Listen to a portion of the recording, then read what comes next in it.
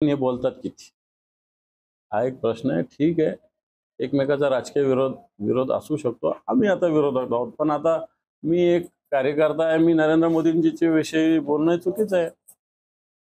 ठीक आहे, मी राज्यात देवेंद्रजी फडणवीसाविषयी बोलू शकतो, अजितदादाविषयी बोलू, मुख्यमंत्र्यांविषयी बोलेल. तर तुम्ही फार एकदा नरेंद्र मोदीविषयी बोलणं मी पण ते चुकीचं आहे. त्याला मला असं वाटतं हे धरून एक ज्याला म्हणता येईल सभ्यतेला धरून होत नाही. तसंच संजय गायकवाड असेल, नितेश राणे असेल, ठीक आहे, यांनी यांची जिल्हा असेल, फार झालं तर एखाद्या छोट्या मोठ्या विषयावर प्रतिक्रिया देऊ, परंतु अशा फार मोठ्या मोठ्या प्रतिक्रिया याला काही अर्थ उरत नसतो.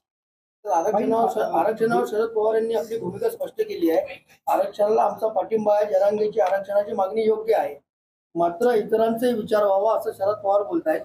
तुम्ही तुमची भूमिका स्पष्ट करणार? आमची भूमिका स्पष्ट उद्धव साहेबांनी 10 वेळेस केलेली, नेहमी करण्याची गरज नाही. अतिशय सुस्पष्टपणे भूमिका शिवसेनेने मांडली. जी शरद पवार साहेबांची भूमिका आहे तीच आमची भूमिका आहे. मुख्यमंत्री 2 दिवसांपूर्वी येऊन गेले आणि त्यांनी सांगितलं की विरोधकांनी संविधान बदलण्यात जाईल अशी अपप्रचार केला होता, त्यामुळे त्यांना लोकसभेमध्ये बहुमत मिळालं. आता ती परिस्थिती राहिली नाही. हे पहा, संविधान बदलण्याचा अपप्रचार आम्ही केला नाही. भारतीय जनता पार्टीच्या या देशातल्या 6 खासदारांनी अशी भूमिका मांडली होती की आम्हाला 400 जागा द्या, आम्हाला राज्यघटना बदलायची नाही म्हणून सांगावं. भारतीय जनता पार्टीचे 6 खासदार असे आहेत त्यांनी ही भूमिका मांडलेली की आम्हाला घटना बदलायची आहे. आणि आजही भारतीय जनता पार्टीची मानसिकता हीच असते, राज्यघटना तोडायची, राज्यघटना फोडायची, या देशाच्या व्यवस्थेला सुरुंग लावायचा. आणि या राज्याच्या व्यवस्थेला मुख्यमंत्री सुरुंग लावत नाही का? आज कित्येक फाईल स्वतः विदाउट सेक्रेटरीच्या सह्या करतात, राज्य व्यवस्थेला सुरुंग लावत नाही. कित्येक गोष्टीचे प्रस्तावने इथं राज्यामध्ये नगरपालिकाने, महापालिकाने, जिल्हा परिषदाने स्वतः निर्णय घेतात. या संविधानाच्या व्यवस्थेला सुरुंग नाहीये का? सुरुंग तर तुम्ही पण लावताय, आत्ताच्या घडीला सुद्धा लावताय. का नाही घेतल्या निवडणुका? का सचिवांकडून फाईल येत नाही? का 3-3 वर्ष या सचिवांना ठेवलं जात नाही? का कृषी विभागाच्या अधिकाऱ्यांचं बदललं जातं? का मुख्य सचिवावर दबाव आणला जातो? तुम्ही तर सगळे घटनेविरुद्ध, संविधान विरुद्ध, राज्याच्या व्यवस्थेविरुद्ध वागतायच ना, म्हणजेच घटना तोडताय तुम्ही. आजही तुम्ही ते काम करता. तेव्हा मला असं वाटतं तुम्हाला याच्याविषयी बोलण्याचा कोणताही नैतिक अधिकार राहिलेला नाही. आज काय नेमकं मशाल मोर्चा निमित्त शेतकऱ्यांची ज्या पद्धतीनं अडवणूक, शेतकऱ्यांची फसवणूक या महाराष्ट्रात होते, तीच फसवणूक, तीच अडवणूक शेतकऱ्यांची या बुलढाण्यामध्ये सुद्धा होते. आज मागच्या काळात अतिवृष्टी झालेली, या बुलढाणा जिल्ह्यात मोठ्या प्रमाणावर शेतकऱ्यांच्या आत्महत्या झालेल्या.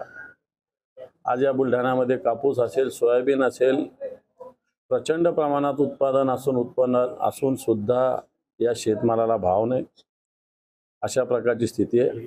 अनेक नागरी प्रश्न आहे, अनेक समस्या आहे. सरकारला निवेदनं दिले, सरकारला विनंती केली, पण तो सरकार ऐकायला तयार नाही. कारण हे सरकार बहिर आहे, हे सरकार मूक आहे, हे सरकार आंधळ सुद्धा आहे. आणि म्हणून याचे डोळे उघडले पाहिजे, याचे कान उघडले पाहिजे.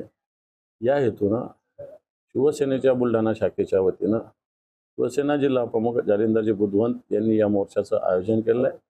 शेतकऱ्यांना बुलढाणा जिल्ह्यातील न्याय देण्यासाठी हा मोर्चा आयोजन केलेला आहे. साहेब, नाना पटोले मुख्यमंत्री व्हावे याकरता काँग्रेस आक्रमक झालेली आहे. काय सांगाल, महायुती आघाडीमध्ये काही मतभेद होऊ शकतो? काँग्रेस आक्रमक झाली म्हणजे कोण आक्रमक झालं? काँग्रेसच्या नेत्यांचे स्टेटमेंट आलेले आहे. कोणत्या नेत्यांचं आहे? विकास ठाकरेंचं स्टेटमेंट आलेलं आहे. विकास ठाकरे गए, स्टेटमेंट आलेलं आहे की विकास ठाकरे, लोंढे हे काँग्रेसचे कार्यकर्ते असतील. राज्यात नेते जसे नाना पटोले साहेब आहेत, बाळासाहेब थोरात साहेब आहेत, पृथ्वीराज चव्हाण साहेब आहेत, विजय वडेट्टीवार साहेब आहेत, सत्यजित पाटील साहेब आहेत, वर्षाताई गायकवाड आहेत. हे सगळे नेते काँग्रेसचे मुख्य नेते महाराष्ट्रातले आहेत. याच्यापैकी एखादा माणूस बोलला असेल तर मी त्याला मानेल. बाकी जिल्ह्यातले, तालुक्यातले कार्यकर्ते, आमदार बोलत असतात, त्याचं एवढं सिरियस घ्यायची गरज नाही. मुख्यमंत्री पदासाठी उद्धव ठाकरेंचा दावा आहे? आम्ही कोणीही दावा केलेला नाही. सध्याच्या घडीला हे भ्रष्टाचारी सरकार, हे टक्केवारीचं सरकार, हे गद्दारांचं सरकार महाराष्ट्रातलं गेलं पाहिजे. या राज्याचं स्वाभिमानाचं सरकार आलं पाहिजे, ही भूमिका आमची आहे. कोण मुख्यमंत्री होईल हा प्रायोरिटीचा विषय नाही. सगळ्यात आधी यांना घरी बसवणं हा प्रायोरिटीचा विषय आहे. राज्याच्या हितासाठी. महायुतीमध्ये अजित पवारांची कोंडी करण्यात येत आहे, त्यांना एक्झिट करण्याचे प्रयत्न सुरू आहेत, काय वाटतं? असं मला वाटत नाही, कारण त्यांच्यावर 70,000 कोटीचा भ्रष्टाचाराचा आरोप असताना, चक्की पिसिंग सांगत असताना, फडणवीस सांगत असताना, नरेंद्र मोदीजींनी संसदेत आरोप केलेले असतानाही त्यांना पक्षात घेतलेलं आहे. तर मला असं वाटत नाही की त्यांना अशा पद्धतीनं बाहेर काढण्याचा काही प्रयत्न होईल. भरत गोगावले यांना शिवसेनेच्या एका आमदाराचा विरोध होता आणि त्याच्यामुळे त्यांना मंत्रिपद मिळालं नाही. भरत गोगावले असेल, कोणत्या आमदाराचा विरोध होता मला असं वाटतं ते समोर आलेलं आहे. त्याचं नाव माझ्या मते संजय शिरसाट हे आहे. दोघांनाही ओसाडगावची पाटीलकीचं कारभार दिलेला आहे. एकाला सिडकोचं अध्यक्षपद, एकाला एस.टी. महामंडळ, ह्या ओसाडगावच्या पाटीलक्या आहेत. आणि याचाच अर्थ तुमच्यातच किती अंतर्गत मतभेद आहे हे सुद्धा समोर आलेलं आहे. असे मतभेद असताना बाकीच्यांना आम्हाला जास्त शिकवण्याची त्यांनी गरज नाही. इम्तियाज जलील यांची तिरंगा रॅली मुंबईकडे जात आहे आणि रामगिरी महाराज आणि निलेश राणेंच्या बाबतीमध्ये सरकारला ते जाब विचारणार. विचारलं पाहिजे, सरकारने उत्तर दिलं पाहिजे.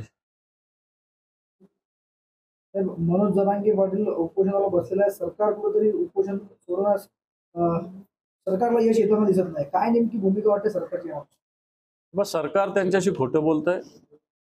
सरकार वेगवेगळे शिष्टमंडळ खासदारांचं, मंत्र्यांचं पाठवतं, त्यांना 8 दिवसाची 15 दिवसाची मुदत देतं, उपोषण सोडायला सांगतं आणि प्रत्यक्षात उपोषण सोडल्यानंतर कोणतीच कारवाई करत नाही. सरकारच्या मुख्यमंत्र्याने येऊन वाशीला येऊन गुलाल उधळला, एक सर्क्युलर काढलं, प्रत्यक्षात अंमलबजावणी शून्य आहे.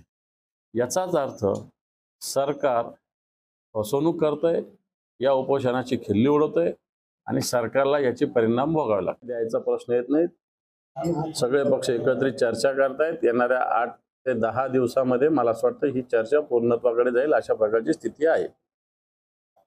केंद्रीय मंत्री प्रतापराव जाधव यांनी त्यांच्या 3 पिढ्यापासून वीज बिल भरलं नसल्याचं एका सभेमध्ये बोलताना सांगितलं. मी पण सभेत बोलेल.